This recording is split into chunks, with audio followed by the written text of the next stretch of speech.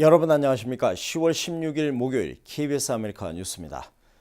미국 내 두 번째 에볼라 감염자가 나오면서 에볼라에 대한 우려가 미 전역에서 일고 있습니다.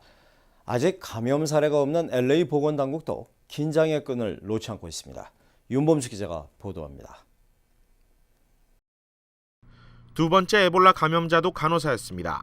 특히 이 간호사의 경우 하루 전 100여 명과 함께 비행기에 탑승했다는 사실이 알려지면서 현재 에볼라 감염에 대한 우려는 전국적으로 확산되고 있습니다. 지금까지 미국에서 감염된 사람들은 모두 환자와 접촉한 병원 관계자들. 결론부터 말해 에볼라 바이러스는 감염자의 체액이나 신체 접촉으로 옮겨질 뿐 공기 중에서 감염되지 않기 때문에 일반인 감염 우려가 낮은 상황입니다. As of today in Los Angeles County, there are no suspected and no confirmed cases of Ebola.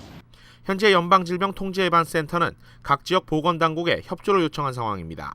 LA 카운티 보건당국도 혹시 모를 사태에 대비하기 위한 방어태세 구축에 나섰는데 이에 따라 4개 카운티 공공병원과 19개 클리닉이 에볼라 비상대비 체제로 전환했습니다. 격리시설과 방역 물품 확보, 그리고 의료진과 간호사를 포함해 전 직원을 대상으로 에볼라 대응 교육에 들어갔습니다. We're also conducting training and drills of staff specialized to their particular area of work so that they know what to do to identify a patient, how and when to properly isolate and quarantine a patient that might be suspected of having Ebola, who they should call for help, and how they should protect themselves and others. LA를 비롯한 서부 지역에는 단 한 건의 에볼라 감염 사례도 보고되지 않은 상황. 카운티 보건당국은 막연한 확산 우려에 대해 주민들의 동요를 자제할 것과 협조를 당부하고 있습니다. KBS 뉴스 윤범수입니다. 에볼라 환자를 치료하던 미국인 간호사 2명이 에볼라에 감염되면서 미 보건당국의 대처 능력이 시험대에 올랐습니다. 오바마 대통령이 공격적인 대응을 약속했지만 공포는 확산되는 분위기입니다. 워싱턴 김성진 특파원입니다. 에볼라 공포가 확산되면서 직원이나 학생이 에볼라 감염자와 접촉했을 가능성이 제기된 텍사스주와 오하이오주 학교 5곳이 휴교했습니다. 미 의회도 청문회를 열고 보건당국의 무능을 질타했습니다. The trust and credibility of the administration and government are waning as the American public loses confidence each day with demonstrated failures of the current strategy. 오바마 대통령은 외부 일정을 모두 취소한 채 이틀째 에볼라 대책을 논의했습니다. 미 보건당국은 에볼라 환자를 치료하다 감염된 간호사 2명을 연방치료시설로 이송했습니다. 유럽에서도 감염자와 의심 환자가 잇따르고 있습니다. 프랑스 파리를 출발해 스페인 마드리드에 도착한 에어프랑스 승객이 에볼라 증세를 호소하면서 항공기가 격리됐고 덴마크에서도 의심 환자가 나왔습니다. 유럽연합은 서아프리카 국가공항에서 출국자들에 대한 검사가 제대로 이루어지고 있는지 점검하기로 했습니다. 한편 미국에서는 에볼라가 다음 달 중간선거 이슈로 부상하고 있습니다. 공화당은 오바마 행정부를 비판하면서 토머스 프리든 질병통제예방센터장의 사퇴를 요구했습니다. 공화당 소속 존 베이너 하원 의장은 에볼라 발생국 항공기의 미국 입국 금지도 촉구했습니다. 워싱턴에서 KBS 뉴스 김성진입니다. 캘리포니아주 전역에서는 오늘 초대형 지진 발생에 대비한 대규모 모의 훈련 캘리포니아주 쉐이크 아웃이 진행됐습니다. 이번 모의 훈련은 캘리포니아 지역에 언제 닥칠지 모를 7.8 규모 이상의 초대형 지진, 이른바 빅1에 대비하려는 것입니다. 이날 모의 훈련엔 캘리포니아주 전역의 관공서와 학교, 병원 등에서 1,030만여 명이 참가했습니다. 이 가운데 지진 발생률이 높은 LA 카운티는 330만 명, 오렌지 카운티는 98만 3천여 명이 각각 참여했습니다.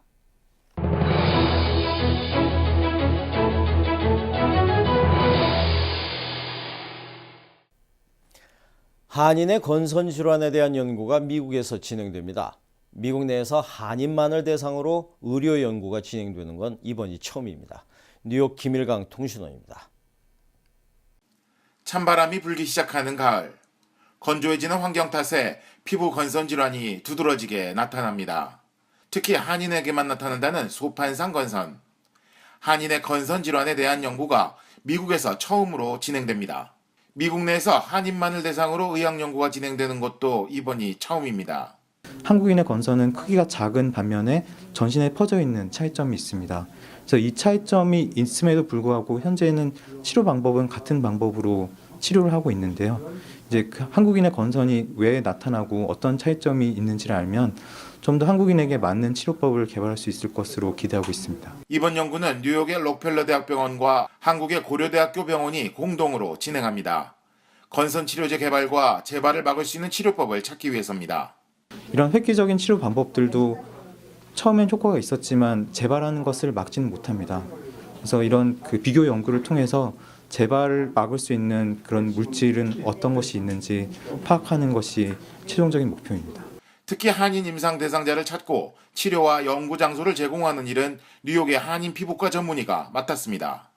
이 건선을 가지고 있는 한국 환자가 많습니다. 그래서 그런 환자를 모집을 해서 아무래도 환자 모집이 큰 애로점이었기 때문에 그걸 갖다 하기 위해서 그렇고, 플러싱 자체의 오피스에 한국 환자들이 많은 부위에 오피스가 있어서 환자들이 와서 직접 락커펠러 센터까지 가지 않고 연구를 갖다가 하는데 참여할 수 있도록 도움을 드리고 있습니다. 연구 결과는 오는 2016년경에 나올 것으로 예상됩니다.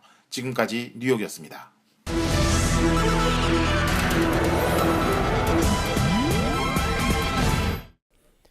세계 증시의 불안 장세가 지속되고 있습니다. 유럽 증시가 최저치를 또다시 갈아치웠고 어제 폭락장을 연출했던 미국 증시는 오늘 또 떨어졌습니다. 뉴욕 박태서 특파원입니다.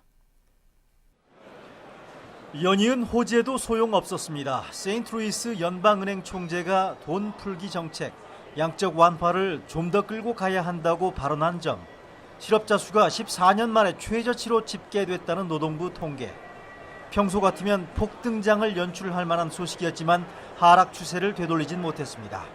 24포인트, 오늘 소폭 하락한 다우지수는 지난주 하루 반등한 것 빼고 모조리 떨어졌습니다.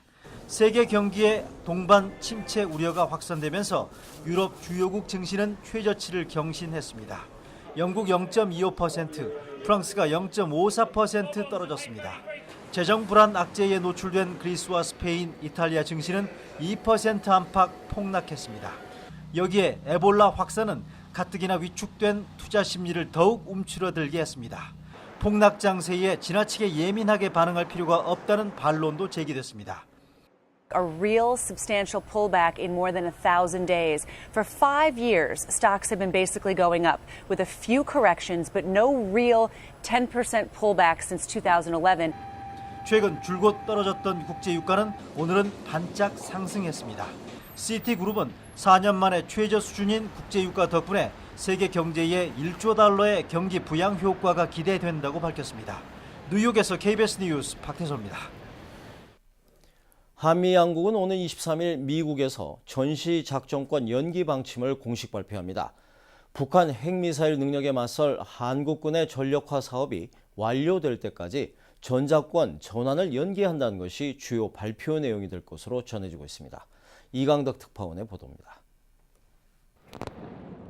한미 두 나라 정부는 의견 절충을 거듭해온 전시작전권 연기 시기 관련 표현 방법에 대해 최근 논의를 매듭지은 것으로 전해졌습니다. 한국 정부 요구대로 전작권 연기 시기는 명시적으로 못 박지 않는 대신 한미 국방당국은 목표연도를 충분히 알 수 있는 방식으로 의견 접근이 이루어졌다는 것입니다.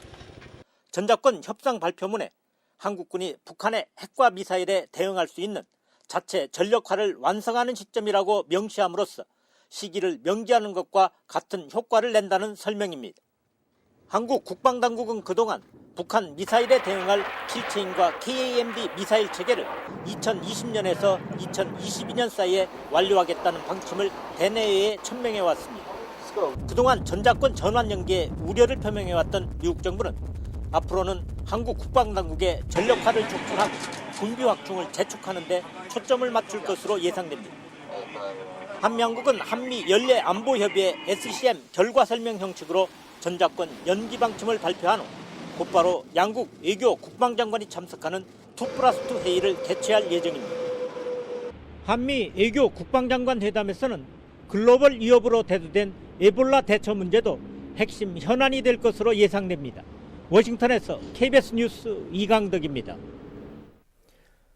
지금까지 30명 가까이 숨진 것으로 알려진 히말라야 눈 사태. 70명 이상이 여전히 실종 상태인데요. 쌓인 눈과 강풍 등 열악한 날씨 탓에 수색에 어려움을 겪고 있습니다. 정용훈 기자의 보도입니다.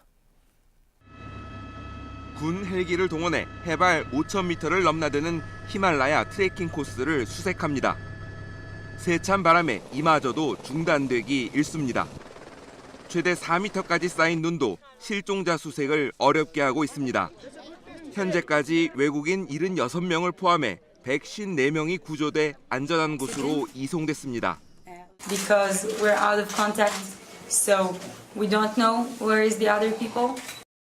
외국인 입산 신고자만 168명. 지금까지 최소 29명이 숨진 가운데 여전히 70명 이상이 실종 상태로 추정되고 있습니다. 한국인 실종자가 있는지 여부는 아직 확인되지 않고 있습니다. 대사관에서는 계속 확인 중에 있으며 현재까지는 파악된 바가 없습니다. 다만 실종자 가운데 일부는 단순히 연락이 되지 않거나 이 지역을 떠났을 수도 있다고 현지 구조대 측은 밝혔습니다. 구조된 등반객 가운데 15명 정도는 응급처치를 받고 수도 카트만두 쪽 병원으로 옮겨졌습니다. 강풍 등 기상 조건이 나아지지 않고 있고 통신 상태마저 열악해 실종자 발견까지는 앞으로도 상당한 시간이 걸릴 것으로 보입니다. KBS 뉴스 정용훈입니다. 목요일 밤 KBS 아메리카 뉴스를 마칩니다. 시청해주신 여러분 고맙습니다.